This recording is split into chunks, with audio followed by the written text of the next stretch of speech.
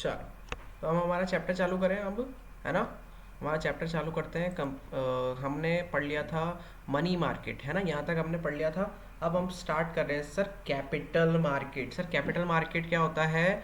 Sir capital market होता है money market के पिताश्री। कैपिटल मार्केट कौन होता है? मनी मार्केट के पिताश्री।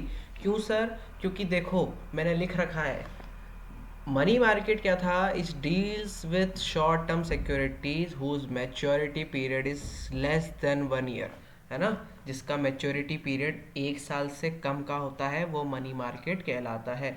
पर वहीं सर कैपिटल मार्केट क्या होता है? It is a market which deals with medium and long term securities. मतलब ये लॉन्ग टर्म सिक्योरिटीज़ के लिए होता है या फिर मीडियम सिक्योरिटीज़ के लिए होता है जिसका मैच्योरिटी पीरियड 1 ईयर से ज़्यादा होता है। जिसका मैच्योरिटी पीरियड 1 ईयर से सर ज़्यादा होता है। ठीक है सर, पहली बात तो समझ में आ गई कि इसका फ़र्क क्या है, कि मनी मार्केट डील करता है शॉर्ट टर्म सिक्योरिटीज़ में और सर कैपिटल मार्केट डील करता है मीडियम या फिर लॉन्ग टर्म सिक्योरिटीज़ में। और सर मनी मार्केट होता है फॉर 1 ईयर और सर कैपिटल मार्केट होता है फॉर मोर देन 1 ईयर। ठीक है सर। सर मनी मार्केट के इंस्ट्रूमेंट्स क्या थे सर? ट्रेजरी बिल पढ़ा था हमने, कमर्शियल पेपर पढ़ा हमने, कॉल मनी पढ़ा सर हमने, सर्टिफिकेट ऑफ डिपॉजिट्स पढ़ा सर हमने, कमर्शियल बिल पढ़ा, है ना। ये सारी चीज़ें हमने समझी थी। इसको एक शॉर्ट फॉर्म में ये टेबल में समझा भी रखा है, इसे आप रीड आउट कर सकते हो वापस, है ना। सर आगे अब हम समझते हैं सर कि मनी मार्केट और कैपिटल मार्केट में डिफरेंस क्या है। तो पहला तो ये हो गया कि money market sir short term securities और कैपिटल मार्केट मीडियम या फिर long term securities. Money market sir for 1 year, capital market for more than 1 year. फिर सर याद करो कि मनी मार्केट में मैंने आपको समझाया था कि मिनिमम 25,000 रुपये तो आपको इन्वेस्टमेंट चाहिए होती है, जो कि एक ह्यूज इन्वेस्टमेंट होती है ना। मिनिमम 25 है तो सर आपको ज़्यादा ही करनी पड़ेगी ना सर। आगे सर, और सर कैपिटल मार्केट में ऐसा कुछ नहीं होता, स्मॉल इन्वेस्टमेंट से ही हम शुरुआत कर सकते हैं जो कि बहुत ही लो हो सकती है, 10 to 100 भी हो सकती है। फिर सर आपने मनी मार्केट में उसके इंस्ट्रूमेंट्स पढ़े, treasury bill, commercial paper, certificate of deposit, commercial bill, ये सारी चीज़ें आपने पढ़ी। बट सर यहाँ पे कैपिटल मार्केट में आप बात करोगे सर शेयर्स की, बॉन्ड्स की, डिवेंचर्स की, जो कि लॉन्ग टर्म सिक्योरिटीज होती है किसी भी कंपनी की। आया ना सर समझ में? आगे सर इसका ड्यूरेशन क्या होता है? 1 ईयर, और उसका क्या होता है sir? More than 1 year. Sir liquidity, अब सर जिस जो पीरियड कम होगा उसी की तो लिक्विडिटी कम होगी, ओ ज़्यादा होगी। जैसे समझना सर, जैसे अगर मान लो कि कोई पीरियड किसी का साल भर के अंदर का है तो सर पैसा कैश में तब्दील ज़्यादा जल्दी होगा या लेट होगा? सर जल्दी होगा ना, क्योंकि उसका पैसा 1 साल में मैच्योर हो जाएगा। 1 साल में हमको मनी मार्केट में हमारा पैसा रिफंड मिल जाता है ना, विद इंटरेस्ट। तो सर यहाँ पे मनी मार्केट में ये हाईली लिक्विड होता है। और सर हमारा कैपिटल मार्केट, क्योंकि वो मीडियम या लॉन्ग टर्म सिक्योरिटीज़ में हम पैसा लगाते हैं मनी कैपिटल मार्केट में, तो वो सर लेस लिक्विड होता है। आगे सर, अब सर बताओ मुझे कि जिसकी ड्यूरेशन कम होगी वो सेव ज़्यादा होगा या जिसकी ड्यूरेशन ज़्यादा होगी वो सेव ज़्यादा होगा? तो सर आप समझना कि जिसकी ड्यूरेशन कम होगी ना वही सेव ज़्यादा होता है, क्योंकि उसमें शॉर्ट ड्यूरेशन ऑफ इन्वेस्टमेंट होती है ना। क्योंकि इन्वेस्टमेंट जो करते हैं उससे हमको रिटर्न जल्दी मिल जाता है ना, तो वो सेव ज़्यादा होता है। और sir long term duration risky होती है क्योंकि उसमें इन टर्म्स ऑफ रिटर्न या रीपेमेंट लेट मिलता है ना सर, तो उसमें रिस्क ज़्यादा होता है सर। आगे सर ये तो मैंने आपको समझा ही दिया कि एक्सपेक्टेड रिटर्न मनी मार्केट में शॉर्टर होता है और हमारे कैपिटल मार्केट में लॉन्गर ड्यूरेशन में होता है। सर कैपिटल मार्केट आप दो चीज़ों में क्लासीफाई कर रखी है, या कहे तो दो पार्ट्स में बांट रखी है। आगे फर्दर कौन कौन सी है सर? प्राइमरी मार्केट और secondary market. Sir primary market नाम से समझ में आ जाएगा, अभी देखना आप सर, जब प्राइमरी मार्केट की बात करेंगे ना तो सर वहाँ पे हमेशा new shares, new bonds, new debentures वगैरह वगैरह सिक्योरिटीज़ न्यू लॉन्च होएगी, है ना। मतलब न्यू इश्यूज मार्केट इसे कहा जाता है। क्या कहा जाता है सर? New issue market. क्यों? क्योंकि यहाँ पे सारी चीज़ें न्यू इशू होती है। और सर सेकेंडरी मार्केट जस्ट इसका उल्टा होगा, जहाँ पे एग्जिस्टिंग सिक्योरिटीज़ में डील होती है। मतलब सर अगर आपसे कोई प्राइमरी मार्केट पूछे तो अगर आपको क्या बोलना है कि purchase sale of new issue securities, और अगर आपसे कोई सेकेंडरी मार्केट पूछे तो आप बताओगे sir purchase sale of existing securities. ठीक है सर। तो सर समझना यहाँ पे भी क्या होता है सर, वही ट्रांसफ़र होता है अपनी investable funds from savers to entrepreneurs, मतलब सेवर्स से पैसा लिया जाता है और एंटरप्रेन्योर्स को या फिर कहे तो इन्वेस्टर्स को दिया जाता है जिनकी कंपनीज होती है। सर ये ज़्यादातर एंटरप्रेन्योर्स ही होते हैं, मतलब जिन्होंने न्यू स्टार्टअप किया होता है वही आईपीओ लाते हैं, है ना। क्योंकि एग्जिस्टिंग कंपनीज के शेयर्स तो सर आप यूँ मानो कि उन्होंने पहले ही ऑलरेडी लॉन्च कर रखे होते हैं और बस उसकी परचेज सेल सेबी में चलती होती है, स्टॉक एक्सचेंज में चल रही होती है। जिसको परचेज करना होता है वो परचेज करता है, जिसको सेल करना होता है वो बेच के पैसा निकाल लेता है ना सर। तो सर यहाँ पे मोस्टली नई कंपनीज होती है, जैसे आप शार्क टैंक पे भी देखते हो। फंड्स कौन कौन से यहाँ पे फंड्स जो मांगे जाते हैं वो कहाँ कहाँ लगते हैं सर, न्यू प्रोजेक्ट में, एक्सपेंशन में, डाइवर्सिफिकेशन में, या फिर मॉडर्नाइजेशन ऑफ एग्जिस्टिंग प्रोजेक्ट। अगर कोई एग्जिस्टिंग कंपनी है ना, अगर कोई existing company new issue shares कर रही है, अगर शेयर न्यू इशू कर रही है तो इसका मतलब सर वो कुछ ना कुछ मॉडर्नाइजेशन कर रही है या फिर कहे तो किसी नई कंपनी में पैसा लगाना चाह रही है ना। Mergers and takeovers, sir mergers का मतलब कि जब दो कंपनीज मर्ज हो रही है ना, या फिर किसी कंपनी ने किसी कंपनी को टेक ओवर कर लिया होता है, जैसे जोमेटो ने ब्लिंकिट को टेक ओवर कर रखा है और वोडाफोन और आइडिया क्या है सर, मर्जर्स है ना सर। आगे सर मेथड्स क्या है sir, flotation of new market in the primary market. Sir methods क्या होते हैं, flotation of new issues in the market, वो भी प्राइमरी में क्या होते हैं सर। सबसे पहले तो प्रोस्पेक्टस दिया जाता है सर। प्रोस्पेक्टस सिंपल सी समझ लो, जैसे एक मैगजीन हो गई। एक मैगजीन में जैसे मान लो कि आप स्कूल जब जाते हो ना, जब कोई मान लो आपने नया एडमिशन लिया होगा किसी स्कूल में, तो आपको याद आएगा कि जब आप कहीं नए स्कूल में जाते हो तो आपको एक प्रोस्पेक्टस, एक टाइप की मैगजीन दी जाती है कि हमारा स्कूल इतना पुराना है, इतना रिनाउंड है, इतना नामी ग्रामी है, फलाना इसमें इतने ये ब्लॉक्स है, आरबीएसई सीबीएसई सब चलता है, कॉलेज भी चलता है। और फिर उसके बाद बताते हैं कि ग्राउंड्स है, प्ले ग्रुप के लिए अलग ग्राउंड्स है, छोटे छोटे बच्चों के लिए झूले हैं, सारी बातें। वैसे ही सर कंपनी भी अपनी सारी बातें बताएगी कि मैं इस पैसे को कहाँ लगाऊंगी जो मैं आपसे मांगना चाह रही हूँ, हमारा विज़न क्या है, हमारा मिशन क्या है, कहाँ मैं ये कंपनी कहाँ तक जाएगी, क्या आपको इस कंपनी में पैसा लगाने से प्रॉफिट होगा या नहीं होगा, ये सारी बातें होती हैं। तो सर देखो ऑफर थ्रू प्रोस्पेक्टस मतलब कि ये आईपीओ जो या कहे तो ये जो इनिशियल पब्लिक ऑफरिंग होती है, या फिर कहें कि जो शेयर इशू कर रहे हैं हम फर्स्ट टाइम उसको प्रोस्पेक्टस के थ्रू ऑफर किया जाते हैं। It involves inviting subscription from the public through an issue of prospectus, मतलब आप हमारे शेयर्स को सब्सक्राइब करो। कैसे कैसे बताते हैं हम जाके उनको, हम प्रोस्पेक्टस भेजते हैं अपना। A prospectus makes a direct appeal to investor to raise capital through an advertisement in newspaper and magazines. ये क्या करते हैं, प्रोस्पेक्टस किस में डालते हैं, मैगजीन्स या न्यूज़पेपर्स में, है ना। मोस्टली सर ये मैगजीन्स होती है इनकी खुद की, है ना। आगे sir offer for sale. Sir under this method securities are offered for sale through intermediaries like issuing houses और स्टॉक ब्रोकरेज। सर क्या होता है यहाँ पे, क्या होते हैं, इंटरमीडियरीज होते हैं या फिर ब्रोकर्स होते हैं जिससे हम कहते हैं सर, इनको ये बेचे जाते हैं। किस में बेचे जाते हैं सर, एक एग्रीड अमाउंट में, एक एग्रीड प्राइस में दिए जाते हैं और उन्हें बोला जाता है कि आप क्या करो, हमारी सिक्योरिटीज़ बिकवाओ मार्केट में, है ना। उसका बोलबाला बिठाओ, थोड़ा उसको क्या कहते हैं, मोटिवेट करो लोगों को ताकि वो हमारी सिक्योरिटीज़ को परचेज करें। पर हम आपको कमीशन तभी देंगे जब आप क्या करोगे, हमारी सिक्योरिटीज़ मार्केट में बिकवा पाओगे। अगर आप नहीं बिकवा पाए तो आपको ही खरीदनी पड़ेगी। मैंने पढ़ा रखा है ना ये, कि जब अगर आप नहीं बिकवा पाए तो आपको ही उसका पैसा देना पड़ेगा। समझ में आया। तो देखो यहाँ पे लिखा हुआ है, the company sale securities to intermediaries brokers at the agreed price and the brokers resell them to investors at the higher prices. Investor मतलब हम हाउस होल्ड्स जो कि इन्वेस्ट कर रहे हैं किसी कंपनीज में, क्योंकि हम सेवर्स हैं तो हम सेवर ही तो किसी भी चीज़ में इन्वेस्ट करते हैं। तो जो ब्रोकर होता है ना, वही क्या करता है, हमको प्रोत्साहित करता है ताकि हम फलाने किसी कंपनी का आईपीओ खरीद ले और उससे हम प्रॉफिट कमा सके।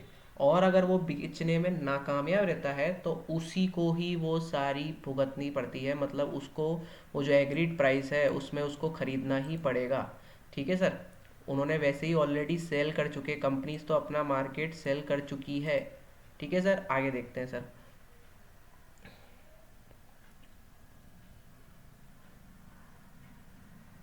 ओके,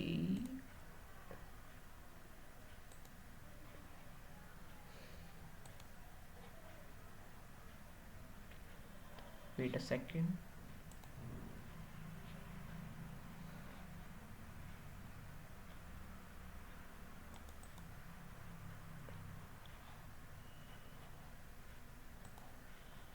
ठीक है सर, आगे देखते हैं। आप कहाँ तक हो गया था? आगे देखते हैं सर, कहाँ तक हो गया था हमारा?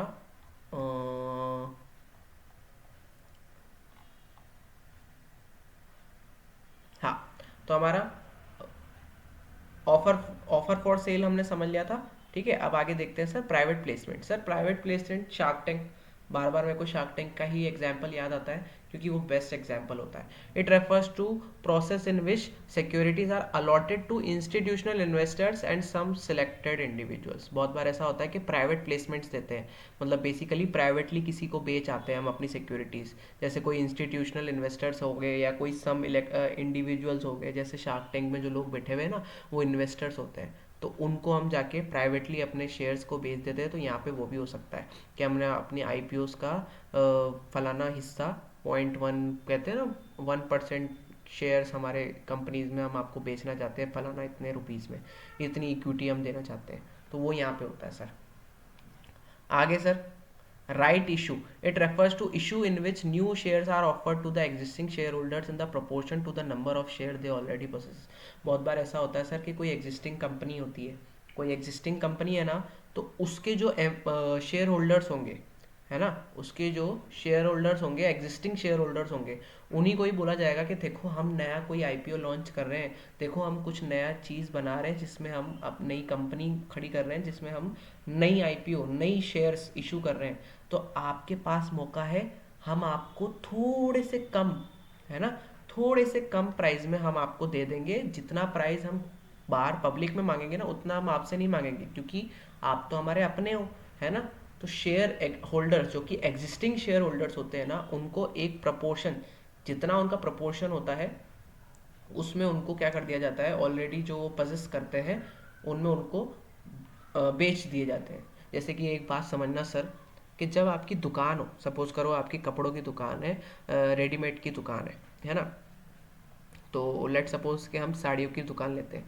तो सर साड़ियों की दुकान अगर आपकी है और अगर आपके पापा, सॉरी सॉरी सॉरी, आपकी मम्मी, आपकी बहन, आपकी बीवी, जो भी है, अगर वो साड़ी लेना चाहती है ना, पापा तो क्यों ही लेंगे, साड़ी अगर वो लेना चाहती हैं तो क्या होगा सर, आप उनको या तो कम प्राइस पे दोगे या फिर फ्री दे दोगे। अब सर कम प्राइस पे थोड़ी दोगे, आप अपनी मम्मी को, आप अपने बहन को या अपनी बीवी को कम प्राइस पे थोड़ी दोगे, आप तो उनको दोगे फ्री में। अब यही चीज़ अगर एग्जाम्पल लेते हैं कि हमारा कोई चाचा चाची है ना, या मामी है या बुआ है, तो उनको आप कम प्राइस पे दोगे कि भैया ठीक है ये तो घर के मेंबर है, इनको हम क्या करते हैं, साड़ी कम प्राइस पे दे देते हैं। तो सर यहाँ पे भी वही होता है, कभी कभार होता है कि जो एग्जिस्टिंग शेयर होल्डर्स होते हैं ना, उनको या तो एज अ बोनस शेयर दे दिया जाता है या फिर कहे तो उनको कम प्राइस पे बेच दिए जाते हैं, जितना उनका प्रपोर्शन है एग्जिस्टिंग। आगे सर, आईपीओस भी लॉन्च होते हैं सर। यहाँ पे क्या होते हैं सर, आईपीओस। आईपीओ कैसे, ई आईपीओस, है ना, मतलब electronic IPOs, initial public offering. IPO की फुल फॉर्म क्या है, इनिशियल पब्लिक ऑफरिंग या फिर ऑफर, है ना। तो it is a method of issuing securities through an online system of the stock exchange. Stock exchange मतलब सेबी की बात करी जा रही है कि हम क्या कर सकते हैं, अपने सिक्योरिटीज़ को ऑनलाइन सिस्टम से, स्टॉक एक्सचेंज से हम क्या कर सकते हैं, इशू कर सकते हैं। A company proposing to issue capital to the public through an online system of stock exchange has to enter into an agreement with the stock exchange. क्या बोला जा रहा है कि अगर किसी भी कंपनी को ऑनलाइन अगर अपने कैपिटल को इशू करना है या कहे तो अपनी सिक्योरिटीज़ को इशू करना है, तो उनको एग्रीमेंट करना पड़ेगा किसके साथ, स्टॉक एक्सचेंज के साथ। This is called an initial, this is called an electronic initial public offer. ठीक है sir. SEBI registered brokers have to be appointed for the purpose of accepting applications and placing order with the company. SEBI के जो registered brokers होते हैं उनको ही क्या दिया जाता है, ये हैव टू बी अपॉइंटेड, वो ही अपॉइंट किए जाते हैं ताकि वो एप्लीकेशन को एक्सेप्ट कर सके। मतलब कोई एक नई कंपनी है जिनको आईपीओ लॉन्च करना है तो उनकी एप्लीकेशन कौन एक्सेप्ट करेगा सर, ये ब्रोकर्स करेंगे और placing order with the company, और क्या करेंगे, प्लेस करेंगे ऑर्डर को। आगे सर सेकेंडरी मार्केट, मैंने बोला ना प्राइमरी मार्केट से बिल्कुल उल्टा। सेकेंडरी मार्केट में क्या होगा, ये डील करेंगे सर या परचेज या सेल करेंगे सर एग्जिस्टिंग, किसमें, एग्जिस्टिंग सिक्योरिटीज़ में। ये सेल करेंगे या परचेज करेंगे एग्जिस्टिंग सिक्योरिटीज़ में। सर देखो ये वही चीज़ हो रही है क्योंकि ये पीछे ये इतना सारा हो रखा है ना, तो वो क्या इसको ग्रैब कैच कर रहा है और एक्चुअल में हाईलाइट करने दे नहीं रहा है। ठीक है सर, तो ये देखो, तो ये सेल और परचेज करते हैं किसमें, एग्जिस्टिंग सिक्योरिटीज़ में। ये सेल और परचेज किस में करते हैं सर, एग्जिस्टिंग शेयर सिक्योरिटीज़ में, सेकेंडरी मार्केट में। मतलब कोई पहले से ही टाटा, अंबानी, अडानी के अगर शेयर्स खरीदना चाहता है तो वो सेकेंडरी मार्केट में जाओ। क्यों, क्योंकि अब वो कोई आईपीओ नहीं ला रही है, उसके ऑलरेडी मार्केट में शेयर्स पड़े हैं। जिसको बेचना है बेच दो, जिसको खरीदना है वो खरीद लेगा। ठीक है sir, it is called as the stock market और स्टॉक एक्सचेंज। इसको और क्या कहा जाता है, स्टॉक मार्केट और स्टॉक एक्सचेंज। यही बेसिकली स्टॉक मार्केट होता है, secondary market. SEBI prescribe the framework within which all the securities are traded, cleared and settled. SEBI ही प्रिस्क्राइब करती है एक फ्रेमवर्क, मतलब बेसिकली वो एक पॉलिसीज जैसे वो बनाना चाहती है, वही बताती है कि कैसे सिक्योरिटी ट्रेड होएगी, कैसे वो क्लियर्ड होएगी और कैसे वो सेटल्ड होएगी। आगे sir, it provides opportunity for disinvestment and reinvestment to the investors by exchange of securities. ये क्या करती है, अपॉर्चुनिटी प्रोवाइड करती है किसको, अपने एग्जिस्टिंग इन्वेस्टर्स को। ठीक है, जैसे कि मान लो कि मुझे आज पैसे की ज़रूरत है ना, और मेरे पास टाटा के शेयर्स पड़े, तो मेरे पास हक है, सेबी ने दे रखा है कि मैं अपनी इन्वेस्टमेंट को डिसइन्वेस्टमेंट भी कर सकता हूँ, मतलब बेच के अपना पैसा निकाल सकता हूँ, या फिर मैं री इन्वेस्टमेंट भी कर सकता हूँ। अगर मेरे को और ख़रीदना है तो मैं और भी खरीद सकता हूँ। बेसिकली मैं एक्सचेंज ऑफ सिक्योरिटीज़ कर सकता हूँ, पैसे के बदले अपना सिक्योरिटीज़ खरीद लो या पैसे से और सिक्योरिटीज़ खरीद लो। आगे सर, प्राइमरी और सेकेंडरी में सर डिफरेंस दे रखा है। प्राइमरी सेकेंडरी मैंने बहुत अच्छे से आपको पढ़ाई दिया, तो ये आप सर खुद से ही पढ़ सकते हो। ठीक है सर, बहुत सिंपल है। नेम ऑफ सिक्योरिटीज़, सबसे पहले सिक्योरिटीज़ यहाँ पे फर्स्ट टाइम होती है सर, यहाँ पे ऑलरेडी एग्जिस्ट करती है। प्राइमरी में फर्स्ट टाइम सिक्योरिटी लॉन्च होती है, आईपीओ जिसे हम कहते हैं, initial public offer. Secondary market में ऑलरेडी सिक्योरिटीज एग्जिस्टेंस में होती है, सिर्फ आप क्या कर रहे होते हो, उसका परचेज सेल बार बार होता है मार्केट में।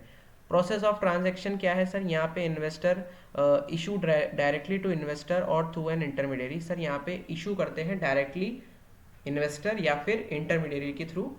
और सर सेकेंडरी मार्केट में ownership changes between brokers. Ownership में जब सेकेंडरी मार्केट में ओनरशिप चेंज होती रहती है बस, कि मतलब मान लो कि प्रकाश लूथरा ने बेचे फलाना राम को, श्याम को, मोहन को, ठीक है, तो अब मोहन उसका ओनर है। ठीक है, ऐसा होता है सर।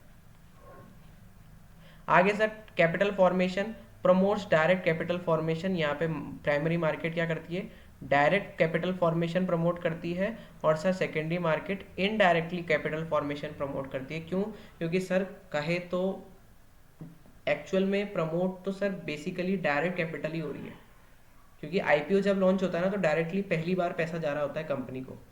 और सर सेकेंडरी मार्केट में बस क्या हो रहा होता है, मार्केट कंपनी के पास तो ऑलरेडी पैसा जा चुका है, कंपनी की जो शेयर्स है ना उसके ओनर बदल रहे हैं बस, है ना, कोई बेच रहा है कोई खरीद रहा है, कोई बेच रहा है कोई खरीद रहा है, बाकी कोई चीज़ नहीं है ना। इसमें बस फ़र्क क्या होता है ना, इनडायरेक्टली इसमें कैपिटल फॉर्मेशन होता है। क्यों, क्योंकि कंपनी की अगर प्राइस बढ़ रहे हैं तो कोई इंसान ने सस्ते में खरीद रखे होंगे तो वो महंगे में बेचेगा, है ना। तो वो जो महंगा वाला बीच का जो गैप होगा, मान लो किसी ने 5 रुपये में खरीदे, अब कंपनी का प्राइस हो गया 8 रुपये प्रति शेयर, तो सर वो जो अब दूसरे को किसी को बेचेगा तो वो सर वो 8 रुपये में खरीदेगा, तो जो बाकी का 3 रुपये होगा ना वो इनडायरेक्टली कंपनी के पास पहुंच जाएगा। ऐसे होता है सर, है ना। Trade off securities, only buying of security. Sir IPO में क्या होता है, ओनली बाइंग होती है ना, क्योंकि पहली बार आईपीओ आ रहा होता है ना, पहली बार प्राइमरी मार्केट में कोई न्यू इशू होते हैं ना, मार्केट न्यू इशू मार्केट कहते हैं ना इसको, मतलब पहली बार शेयर इशू हो रहे होते हैं, तो यहाँ पे ओनली बाइंग होती है। और सेकेंडरी मार्केट में sir buying and selling both होती है, ठीक है। जिसको पैसे की रिक्वायरमेंट है वो बेच दो, और जिसको सिक्योरिटीज खरीदनी है वो खरीद लो, ठीक है सर। प्राइस डिटर्मिनेशन, सर यहाँ पे क्या होता है, decided by the management of the issuing company. Price जो होता है वो जो इशू कर रहे हैं, जो इशू कर रही है कंपनी पहली बार, वो बताएगी। और सर सेकेंडरी मार्केट में market forces of demand and supply, मतलब कितना डिमांड या सप्लाई है उस शेयर का, है ना, कितना फोर्स है मार्केट का उस शेयर के ऊपर, वो डिसाइड करेगा उसका प्राइस। जैसे मैंने आपको टाटा का बात बताया था ना कि 900 से सीधा 300 पे आ गया, है ना, तो वो मार्केट फोर्सेस है कि कैसे वो डिफाइन कर रहे हैं कि शेयर की प्राइस अभी कितनी रहेगी, फ्लक्चुएट होती रहती है बेसिकली। अब लोकेशन, सर यहाँ पे कोई ज्योग्राफिकल बाउंड्री नहीं होती, मतलब कोई लोकेशन नहीं होती है। और secondary market sir located at a specific place, sir ये एक स्पेसिफिक प्लेस पे लोकेटेड होता है, सेबी जिसे हम कहते हैं, ठीक है सर। ये हो गया सर आपका कैपिटल मार्केट। इसके आगे हम स्टॉक एक्सचेंज नए वीडियो में पढ़ेंगे। तब तक के लिए बाय।